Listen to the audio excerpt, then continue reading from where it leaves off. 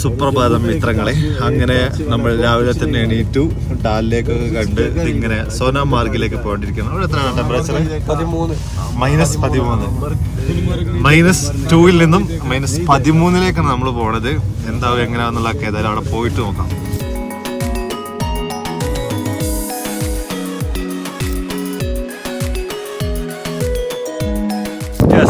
അങ്ങനെ ഒടുവിൽ നമ്മളിതേ നമ്മുടെ സോനാമാർഗിൽ എത്തിയിരിക്കുകയാണ്. അതും കഴിഞ്ഞ 16 വർഷത്തിലെ ഏറ്റവും താഴ്ന്ന ടെമ്പറേച്ചറിലാണ് നമ്മളിപ്പോൾ സോനാമാർഗിൽ എത്തിയിട്ടുള്ളത്. സോൻമാർഗ് എന്നൊക്കെ പറയും.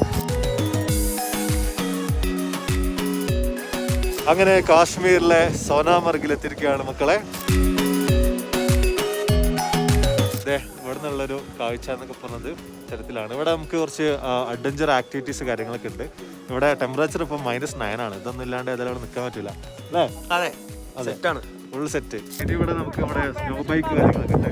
അപ്പോൾ ഇനി നമ്മൾ ഇതിൽ കയറിയിട്ട് നേരെ മുകളിലേക്ക് പോകുന്നത്.